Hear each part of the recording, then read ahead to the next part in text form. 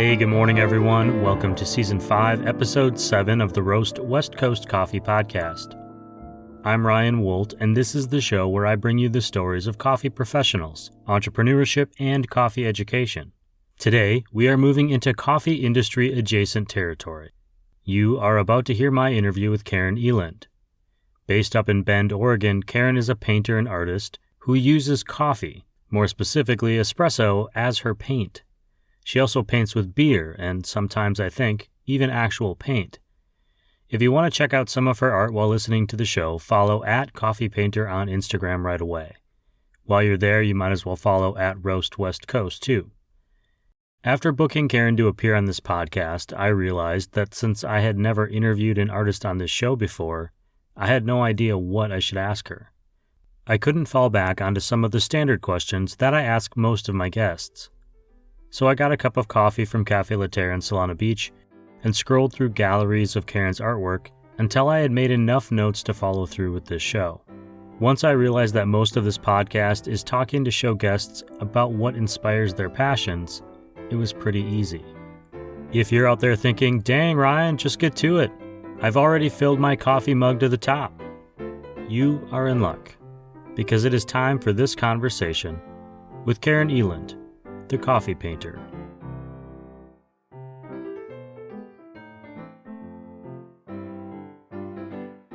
It's nice to meet you.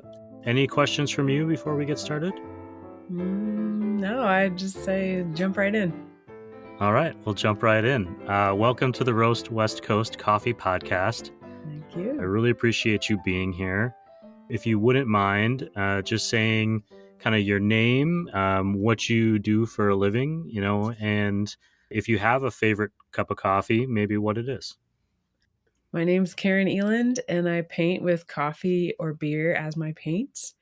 And probably my favorite cup of coffee right now is from my good old AeroPress. I like to make a little AeroPress every morning. And you're up in Oregon, I believe, Bend, right? Yeah. Do you have a favorite local coffee shop or local coffee roaster up there? There's probably like 10 favorite ones here. We have like an amazing amount of really good coffee roasters. So I used to work at one called Back Porch, and I still love their coffee. Then there's Spoken Moto, which is a motorcycle and coffee shop, and they have some good stuff. And probably another one I go to a lot is called Lone Pine. Wow, that's so funny. I have been to all three of those coffee shops. Oh, really? I have a Spoken Moto and a Lone Pine sticker, I think, on my car right now. Well, then you know what I'm talking about. I'm really excited to chat with you about painting with coffee and beer. I came from a beer background, so that was exciting too. But before I do that, I kind of want to just ask you about your past experiences with coffee. Is it just a medium you use for art? Or, I mean, obviously you drink coffee, but kind of what got you started? Do you have a first memory of coffee that stands out? Yeah, my first memory is probably a smell of my grandparents making coffee. My parents never drank it for some reason. They just didn't like it. My mom's a tea lady. And then I don't even think I had any coffee in my life until I moved to New Orleans when I was like 19. And the cheapest thing you could do to hang out in this one place with all the people I wanted to be with was get $1 cup of coffee. So I would dump nutmeg and sugar and cream in there until I got used to it. And then I kind of gradually got more and more into like espresso and just liking the pure deal. I think in New Orleans, if I'm not mistaken, chicory in coffee is kind of a big thing. Yeah. I kind of developed a taste for that while I lived there. Yeah. I'm going to have to Google that and get a little more background on it. You're in New Orleans, and I, be honest with the listener, I did a little bit of reading, a little backstory, but I wonder if you could share with us kind of what inspired you to even consider using coffee or beer at some point to paint with in the first place. Well, I started drinking coffee in New Orleans, and also my painting. I started painting in a coffee house there, and at the time I was just doing watercolor, so I didn't think of the coffee thing until I actually moved back to Oklahoma, Tulsa, where I grew up, and I was sitting there painting a watercolor at the espresso bar. My friend is working. I'm just chit-chatting, watching the coffee pouring out of the machine, and I was like, "That's a pretty color brown." maybe you could paint with it. It stains things. And my friend's like, why don't you try it? And that's as simple as it was. I just took some from him and started sticking my paintbrush in there and trying it out on my watercolor, and it worked. And I kind of I was like, what if it was the only paint, not just the watercolor? So I did one just straight coffee, and it's made me want to keep going. Did it click that quickly where you thought this is kind of what I'm going to do? That I'm going to just be a coffee painter? Or was it like, oh, this is an interesting thing and I'm going to put it in my toolbox of, artistic skills here and keep pursuing art as a general following? I would say it intrigued me enough right away to want to do. So I did just like a doodle of an eye, kind of my go-to doodle painting. And I was like, this looks pretty good. I mean, it can do the different levels of shading, and the color is a pretty brown. And so I decided, oh, I'm going to do a real painting, which was Mona Lisa. Everybody knows the Mona Lisa. So, and then it immediately struck me like, oh, I could make her holding a cup of coffee and it'll be like this cheesy play on the Mona Lisa. And that was actually my first like full coffee painting to do. And I did it mostly right there in the coffee shop. So people were watching occasionally and encouraging me and just being really into it. So I was like, maybe this could become a real thing. And there's so many classic paintings that you could do with a coffee twist. And so I wasn't thinking of it in terms of a financial career or anything at the time. It was more just like, I want to explore this further.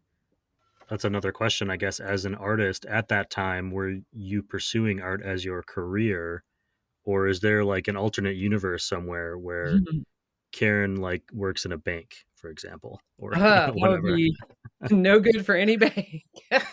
But I worked at the time, I was actually working as a banquet server down the street at the Marriott Hotel, and they had asked me to do, somehow it came out that I was an artist also, and I was painting some large backdrops for some of their banquets, and starting to do more art stuff, but it was still like I'm doing a couple things at once. And so I don't know if I had ever done art full time at that point yet, but it was always something in the background for me, doing a lot of portraits, that kind of thing.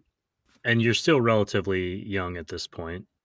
You Yeah, I mentioned think I 19 in was. New Orleans, but I think early 20s probably. Yeah, yeah, this was in, I'll give a clue to my age. This was in, like, 97, 98 when I, was exploring the coffee thing and starting to make prints, eventually starting to make prints and sell those, and, Sure. um, I think about it that way just because when I was at that same, roughly the same period of yeah. time, I was working as a banquet server at a Ramada Inn, Yes. and then actually at a Holiday Inn at one point. But I was Uh, also trying to figure out my own path. I was finishing up school and doing all these other things. And it always felt like, okay, there's the thing that I do that's for me, and there's the mhm. thing that I do that pays rent, and those things Yeah. haven't overlapped yet. Yeah. As you are working and getting interested in coffee, you've completed your Mona Lisa, which kind of feels like you've already hit the pinnacle. Like everything from there on, right? It's going to be easier, but you're learning how to use coffee. Like there's a growing period of like, how Mhm. does this work? So I'm wondering a little bit about coffee as a medium. Like, do some brands of coffee work better, like instant versus Yeah. like craft? What are the challenges and disadvantages of using coffee? I definitely had a little bit of a learning curve.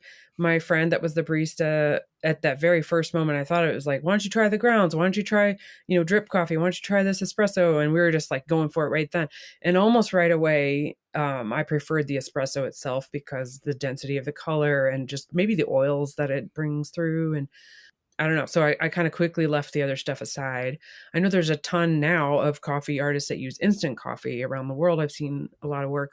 I've not actually played with that. I've just preferred to use espresso that I would enjoy drinking. I mean, honestly, it's in a way, it's kind of sad. It's like, oh, it's too good, and now no one got to taste it. But the quality of it comes through. There has been some I've tried that fades into a weird dull color. I don't know why.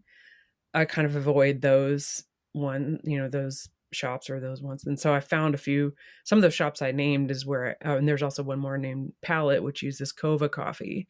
And Kova is great for paint. So I use a lot of that in my current work. Yeah, I think if I remember right, Palette is kind of like in a purple house with a nice big Yeah. patio out front. Is that right? Yeah. Yeah. I really like Bend, so I'm familiar with the coffee shops there. Yeah. So does that mean you're pulling espresso every time you want to paint, or you're going to a coffee shop only to paint? How does this work?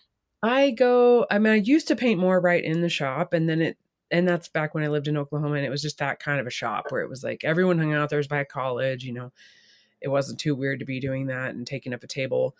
Eventually, I find I like to do it at home, so I'll go to Pallet or to wherever and be like, "I need 10 shots," and just take a cup of them home, and sometimes if you go to a new shop and ask them that, they're like, "Oh my gosh, what are you doing?"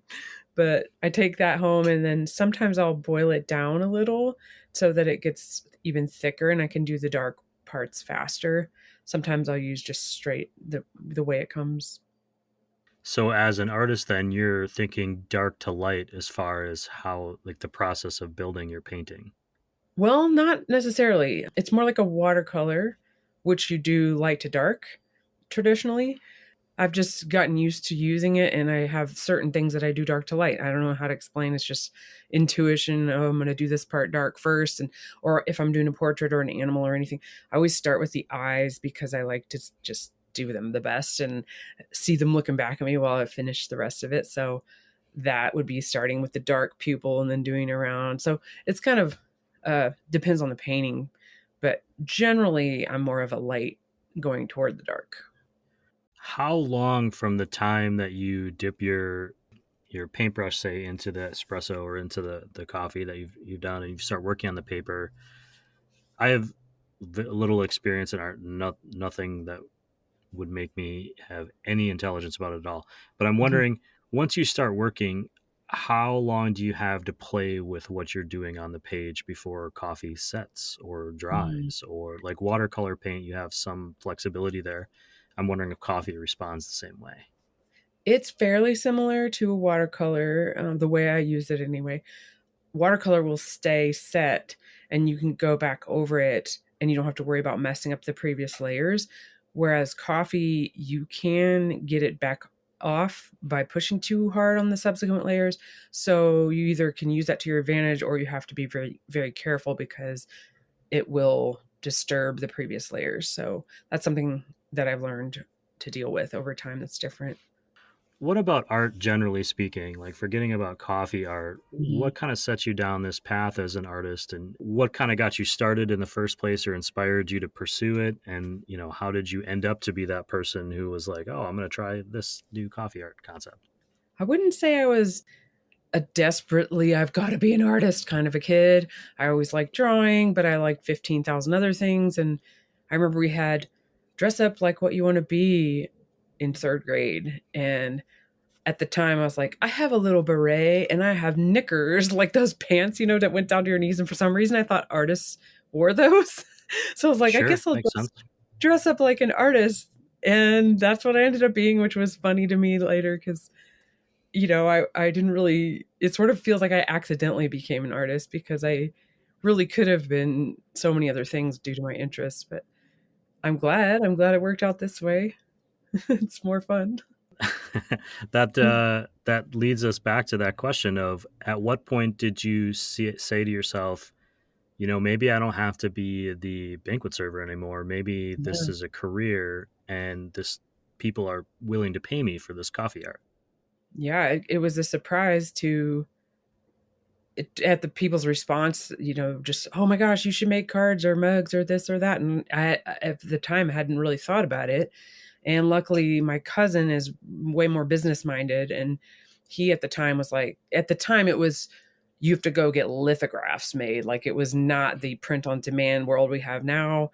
So it was kind of a big investment to take 4 of my top we had a big party at the shop and coffee shop with the art display and, like, everyone vote on the piece you want to see turned into a print, and so the top 4 ones, we went to a big shop and had them do a print run of, like, I don't know, I forget even now how many each, and then that was what we were gonna start selling. So that kind of made it seem real to me, like, "Oh my gosh, now we have to sell this stuff," and my cousin's in on it with me. I'm not just alone painting, and I don't know. It was a rocky start. I wouldn't say it was like, "Oh, we sold them out the first day," but it got me focused on like, I want to do this. This isn't done yet. Like, this is more than just something to play with. And it kind of it gave me the impetus to really pursue whatever it took to make it more available to people. And I would say a big breakthrough, we would go to like the SCAA trade show a couple years in a row, and I made some good connections there. And wonder if what year I could remember what it was. I don't know, 2005 or 7 or somewhere in there. We were at one of those, and diagonal from us was David Schomer's booth from Espresso Vivace. And I was familiar with him from being a barista and watching his videos on how to do latte art and all that. And so I was like, oh my gosh, he's the superstar. And he's like right there. And meanwhile, he's looking back at me and like, what's this art thing? And he comes over to talk to me and I'm just like, and he had no idea that I knew who he was, I guess. But he was just saying, we're building these new cafes and we'd love to have your work as a mural in, he named a figure and I about fell on the floor with like, okay, this is a valuable skill I have and he wants to purchase it. And so we made that happen, and I went on to do like another whole shop for him, and that was probably the real boost to my career in coffee art, I would say. That's a mural. I mean, you're scaling up from a small print. And Yeah. when I say small, I mean 8 by 10 or even 20 Yeah. by 24, something like that. How do you scale this up? I mean, you mentioned you go to a shop and get like 10 espresso shots. Yeah. I'm imagining like paint buckets full of espresso shots for a mural. But how did that process work with that first one? Did you have experience painting murals before that? Because it's a different type of thinking. I'm just thinking about Yeah. it out loud. Like thinking on a grander scale than what's right in front of your visual. Hmm. Yeah. It's in some ways, it's very. I had done murals before, like for the Marriott Hotel. I did these. They were on canvas, but they were like 10 feet tall, big, big paintings. And my tendency is to go super real and get involved in all the details. And it's just sort of okay. You have to turn that part down a little and focus on bigger brushes and bigger paint strokes and all that. And then it can still look realistic without being like super nitpicky. So I was a little bit used to doing that. And then with his particular design, it was actually done in panels. So I didn't have to come up with one, 24-foot scene.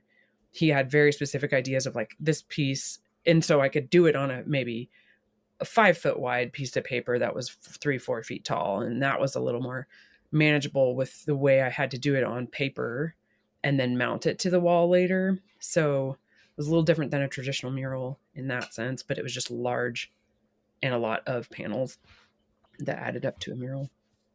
I mean, it's just such a cool thing. And I'm kind of just talking to the listener here for a second, Mhm. but if you go on like your Etsy page, which I'll link to in the show notes, and again on our newsletter that goes out, you have one for coffee painter and one for beer painter on Etsy. But the paintings are quite intricate, some of them, and you do a lot of kind of your own variants on some famous paintings or famous Mhm. scenes as well. And so to think about it on such a large mural scale, I mean, when you say 5 feet, it wasn't that big. To me, that seems huge. In the few painting classes that I've taken, like 8 by 10 was like where my brain maxed out. So Yeah. it's just such a cool way of thinking. At some point, you start working in beer. Where did that come from? Was it just kind of like the natural progression of like, what other liquids can I paint with? Or was there a motivator for that? Yeah, it was just kind of thinking after, gosh, it had been almost 10 years of painting with just coffee. And of course, I'd hear, at various art shows or things, have you tried this? Have you tried that? And I hadn't, and I didn't. I was just kind of busy with the coffee thing. And then I moved to Bend, and Bend had at the time, I think, the most per capita breweries of any town in America. So there was breweries everywhere. And Bend is actually where I first started to enjoy beer itself, because in before I had like one taste of some normal beer and I just was like, I don't like it. And then I moved here and it was like, oh, I hadn't tried really good craft beer. And of course, when I have like craft expensive taste. So as I tried beer, that was more on my radar. And then I started noticing, porters and stouts are almost the exact color of the espresso. and they even mix espresso in them sometimes. So I just tried it out and it worked almost the same way as coffee. It's stickier, more like when you dry it up, it's more like a syrup, and that can be annoying at times, but it's also it still works as a paint. So I started doing that, and various breweries in town, done some work for them, and got to go to England one time for a beer company, like to do a live painting as kind of like an interactive ad experience. And it's opened some really fun doors. How did these businesses find you to do this commercial work? I mean, is it just Well, Google searching, or are you actively going out and saying, "Hey, I do this. Check it out." I am not very proactive at knocking on doors. So I would say I'm just grateful that people know how to search on Google and I happen to show up somehow.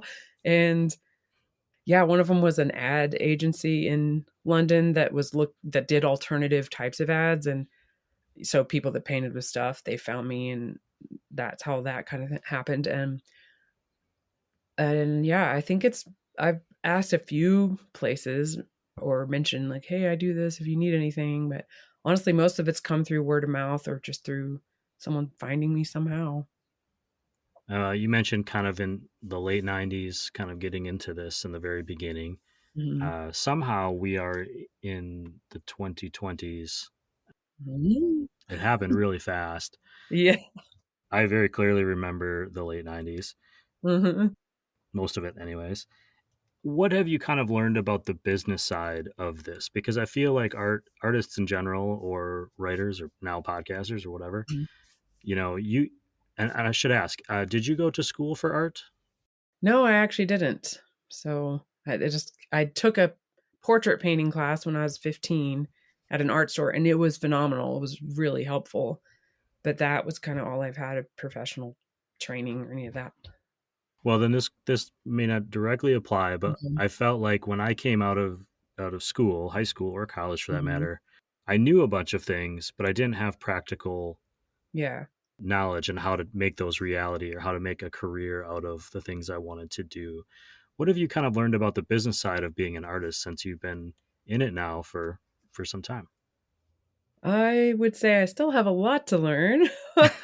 What uh, I've been very grateful. I feel like sometimes when I look back at this, oh, it has been going on for that long. Like I've made ends meet, and not I could never teach a course on how to be a business artist. Like I'm just in awe that one thing has led to another to such degree that I'm supporting myself, honestly.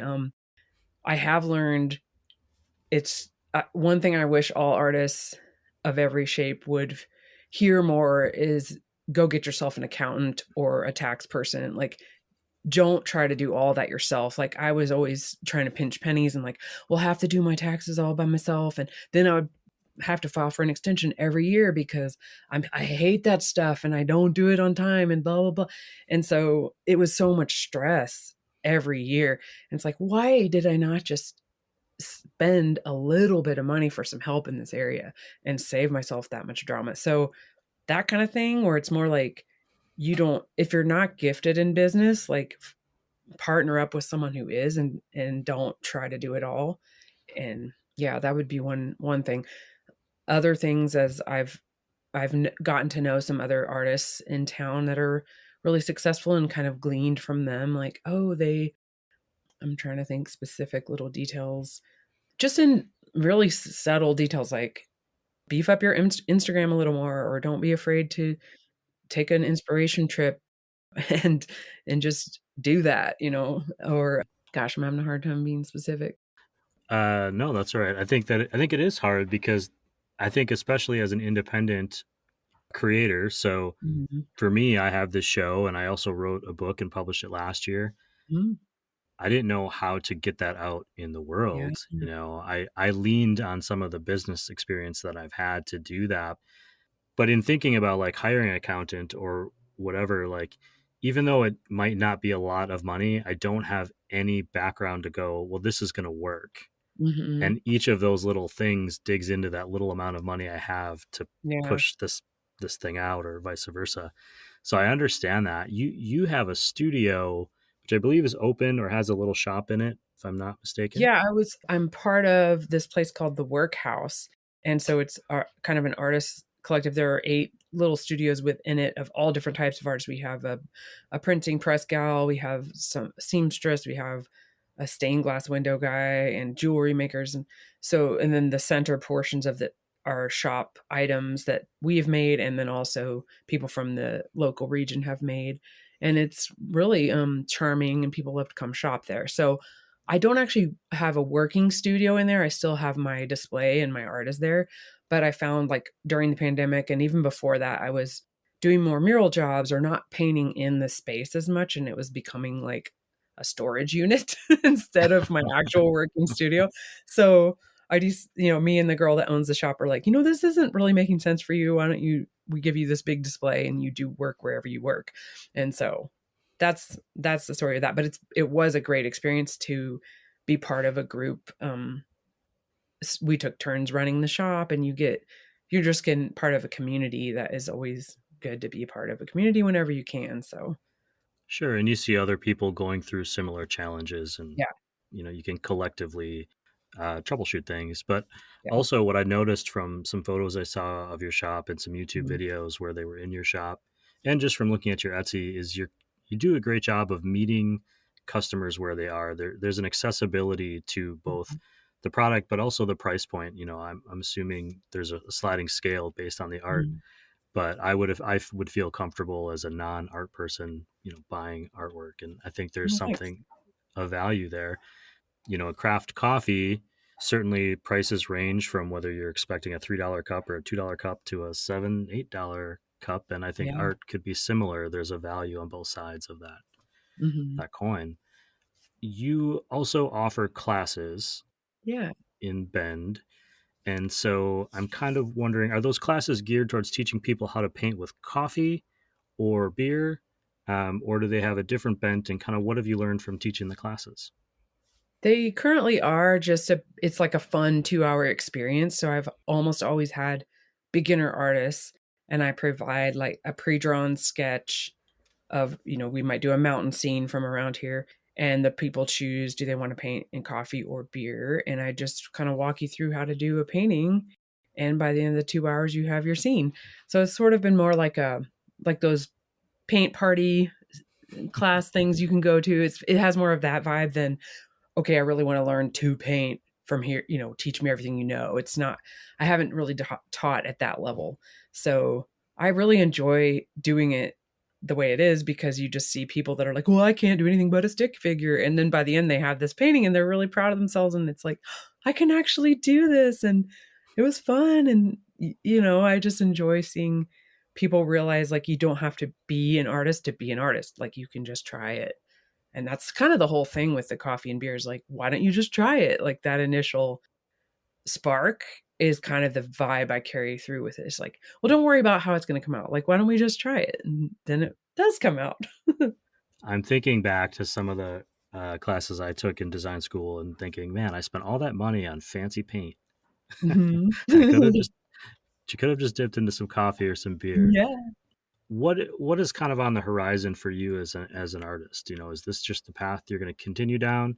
Is there a chance you'll be painting with orange juice at some point in the future? Mhm. I don't mean to make a joke, but do you see a future where you're continually changing and adapting? Yeah, and currently I'm in a mural phase with acrylics. My friend and co-artist Katie Daisy, some of your audience might know her. She's got work everywhere with like licensed products and all this floral stuff. And so we have combined forces to do a bunch of murals throughout the region, and we find that we really like I'll do the animals and the more realism side, and she'll do the flowers, and it's just a vibrant, fun partnership. So that's been a joy to me to depart from just brown for a minute and do all these colorful things with her. And then it's kind of sparked me to like, I want to learn to spray paint so I can do a spray paint mural. I've never done that before. So that is I have not done anything with it yet, but I bought some spray paint. I'll say I did that, and I sprayed it on a panel and it looked terrible. So I have a new skill I'm going to hopefully play around a little bit with and see if I can go anywhere with that. But I still do love coffee and beer. I still enjoy, like, I'll get a lot of pet portrait requests lately. During the pandemic, I was super grateful that people reached out to me and were just I was able to keep going because they wanted to decorate their house while they were sitting around in their house, and, so random projects throughout that have kept me going with the coffee and beer, and I still enjoy brown paint. It's still a pretty color to me. Well, and I want to mention the name of that project you have with your friend Daisy. It's Floor and Fawn, I believe, and on Instagram you can Yeah. find it as well. And I have a friend named Skywalker who is a brilliant spray paint muralist who I know works in Ooh. Oregon a lot. So we're gonna have to connect the two of you up. Yes, I need to learn. Is there anything that I haven't asked you that you think listeners might be interested to know, either about you or about your work or about alternative mediums of artistry? Mm, I don't know. I think we've covered most things, I guess, just to encourage people that, like, sometimes you don't feel like a real artist, or I don't feel like, oh, I have all these deep, personal, meaningful things that I have to paint to get off my chest. So I'm not a real artist. And I've struggled with that, just that imposter syndrome of feeling like, well, I'm not gonna be in be creating anything that mind blowing. But on the other hand, it's like just being open to curiosity and just playfulness. It really did just pop into my head. I can't take credit for like trying hard to be a brilliant artist and think of something new. It's just like that keeping in touch with that playful and being willing to experiment part of yourself that could lead you anywhere. You just don't know. You don't have to know ahead of time where that could lead. Just follow it. That's, I guess, what I'd want to say. Sure. And that actually leads me just to one other thought that I had, which Mhm. is the art that you are painting, the coffee and beer art that I've seen tends to lean towards more realistic. And you'd mentioned Mhm. realism in your other thing, Yeah. in your other comment. But is that what you like to paint? Like I noticed, or is that what is selling? And so that's what I'm seeing on Etsy, where it's like Mona Lisa's, or it's Parisian scenes with a Yeah. bicycle, or what is it that you like to paint? If you were to say, I've got this is for no one but for me, what am I Yeah. working on? It will be like a realism of some sort, and I do enjoy, I think the part of my brain that enjoys art is that, like, what am I seeing? Okay, how do I do that? What am I seeing? How do I do that? And it's just stimulating to me or soothing to recreate what I'm seeing. So in that sense, the masterpieces are something I like doing rather than like this is a famous thing that would sell well. It's more like, oh, that painting would translate well to just two tones, and how can I mentally switch gears from this color to this brown? And it's just the process of that I enjoy.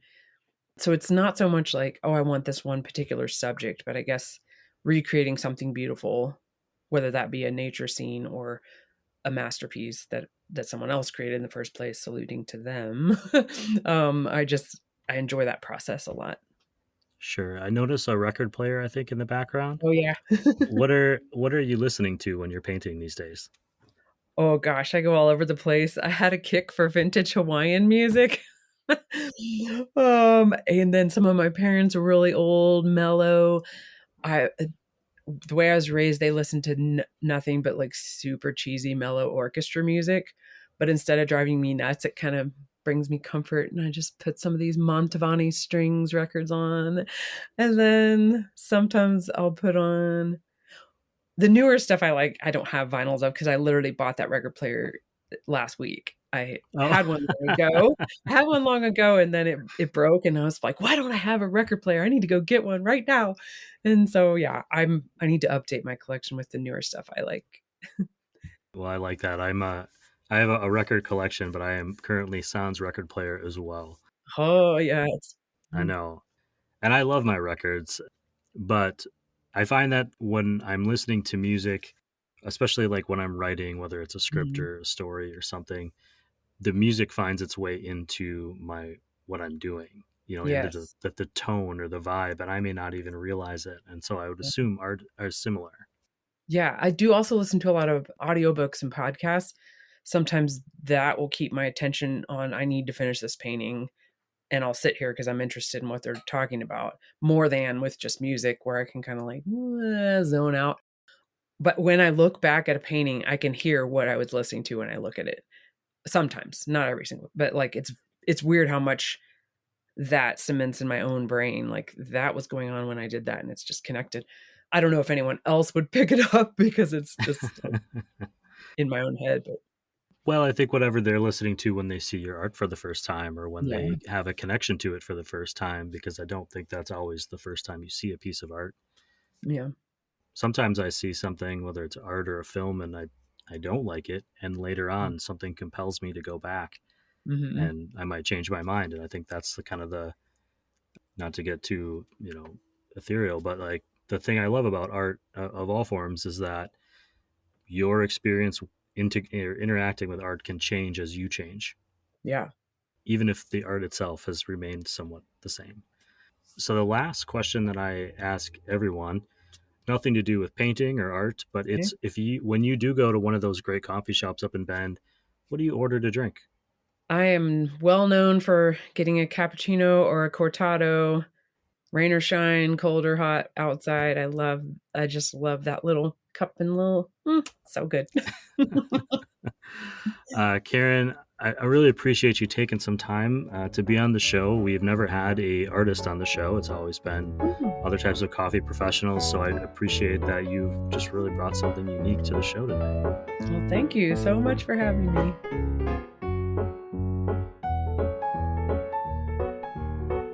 To recap, some Bend coffee shops to check out the next time you're there include Back Porch, Spoken Moto, Lone Pine, and Palette Coffee. And I, along with Karen, would vouch for the experience at all 4 of those cafes. Chicory. Chicory is actually a plant in the daisy family. It often blooms with a beautiful blue-purple flower. The roasted root of the chicory plant can be used as an additive to ground coffee or even as a replacement for coffee altogether. Based on the information that I found, chicory was first roasted and used in coffee in Holland in the mid-1700s. The practice quickly spread across Europe and to the United States. At one point in the early 1800s, Napoleon tried to establish it as a complete replacement for coffee in an attempt to make France completely self-sufficient. I imagine there were some tough mornings during those years when the import of coffee was not allowed. Despite the return of coffee to France, the practice of adding chicory to coffee remained, and it continued to be popular in communities like New Orleans that have a heavy French influence. Coffee companies also capitalized on the craze by cutting their coffee with chicory as a way of increasing the margins on their product. Karen touched on a lot of entrepreneurial challenges that face people who create things. I really appreciate the fact that there wasn't a commercial motivator that began her painting with coffee. It was an exploration of art brought on by circumstance and the proximity to the espresso machine. But by paying to have those very first prints created and then putting them out into the world, Karen had a little skin in the game. She was motivated to make a decision on whether or not she would keep pursuing art, coffee art in particular, and eventually came to the conclusion that she wasn't done with this particular pursuit just yet. Karen has had a long career as a painter with a focus on coffee, but that doesn't mean there haven't been moments where she fell victim to the dark shadow that seemingly impacts all of us at some point, and I think creators more than most: imposter syndrome. According to Psychology Today, 70% of adults struggle with imposter syndrome at some point in their life, and quote, "People who struggle with imposter syndrome believe they are undeserving of their achievements and the high esteem in which they are, in fact, generally held. They will feel that they aren't as competent as others might think, and that soon enough people will discover the truth about them. Those with imposter syndrome are often well accomplished." End quote. Back to just my thoughts here. Choosing to be an artist or a creator means exposing your innermost self to the world. It means working on something, be it a painting or a story or a papier-mâché hat, and then offering it up to the world to be accepted or rejected, to be noticed or not, and to be judged by loved ones and strangers alike, often in but a few seconds, regardless as to whether the creation process took an hour or even a year. It is a vulnerable place to be. So what makes for a real artist? After chatting with Karen, I think a big part of it is being willing to experiment and explore your chosen medium. That applies just as much to every coffee roaster I've ever interviewed as it does to those who paint. I was inspired by this conversation. I went out and picked up a dozen cheap canvases and some acrylic paint. Then I made my own poor attempt at a few renderings. I'll share some photos of those on roastwestcoast.com. And while I won't be giving up this podcast to become a professional artist anytime soon, there were a few brushstrokes, a few color combinations, a few ideas that I could see in my head, even if I couldn't replicate them on canvas, that felt true. That feeling sticks with me, even now, and I thank Karen for the inspiration. If you want to check out more of her art, go to beerpainter.com. I'm going to add the link to that and her Etsy profiles in this show's notes and the newsletter, which you should be subscribed to by now. If you're not, go to roastwestcoast.com and sign up. And now for some Roast West Coast news. This show has a new coffee industry partner. Ascend Coffee Roasters is based in Oceanside, California, and they are the featured coffee at Old Cal Coffee in San Marcos. Ascend's founder and head roaster, Aaron Nenow, appeared as a guest on this show in Season 4. Aaron is still ethically sourcing her coffees, specializing in single origins, and, in a bit of a sidestep from the industry at large, is focused on offering traditional dark roast coffee. One of the most common questions I get from listeners of the show is, when are the dark roasts coming back? To which I reply, they are already back. They're at Ascend Coffee Roasters. You can shop for single bags of coffee or sign up for a coffee subscription at ascendroasters.com. Aaron has also developed a wholesale program for cafes looking to add a new craft coffee to their lineup. Again, ascendroasters.com. This show's other industry partners are also leaders in their field, and they've been curated into this Roast Industry Partner Program for their efforts at offering excellent coffees and an excellent coffee experience. They are Café Laterre, Ignite Coffee Company, Moster Coffee Company, Steady State Coffee Roasting, Coffee Cycle Roasting, Camp Coffee Company, Cape Horn Coffee Importers, First Light Whiskey, Zumbar Coffee and Tea, and Maria Coffee. And for those of you who are subscribing, you're the best. I appreciate you. If you've been enjoying the Roast West Coast Coffee Podcast, please consider becoming a paid supporter of the show. Sign up for the paid subscription version on roastwestcoast.com, and I'll be back with a new Coffee Smarter episode later this week. Honestly, I've been recording like crazy with some awesome guests, your favorite Coffee Smarter experts, and some new coffee experts. Be sure to follow the show on Apple or Spotify, or wherever you are listening today so you don't miss any of those upcoming episodes. This episode of the Roast West Coast Coffee Podcast has been written, produced, and recorded by me, Ryan Wolt.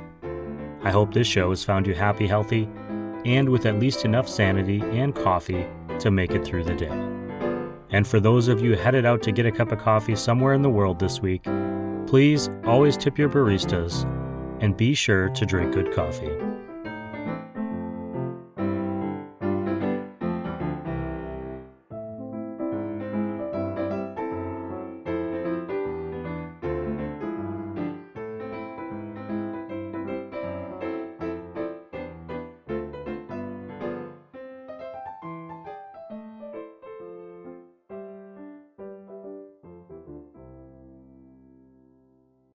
I like beer. Hey everyone, if you like the Roast West Coast Coffee Podcast, you might also appreciate the I Like Beer the podcast. Listening to these guys is like being a fly on the wall of the pub with a few of your favorite mates having a pint. These professional beer appreciators have plenty of stories to share on everything from the mating habits of penguins to their behind-the-scenes brewery experiences. Check out the I Like Beer the podcast wherever you are listening to this show about coffee, or head to ilikebeerthepodcast.com.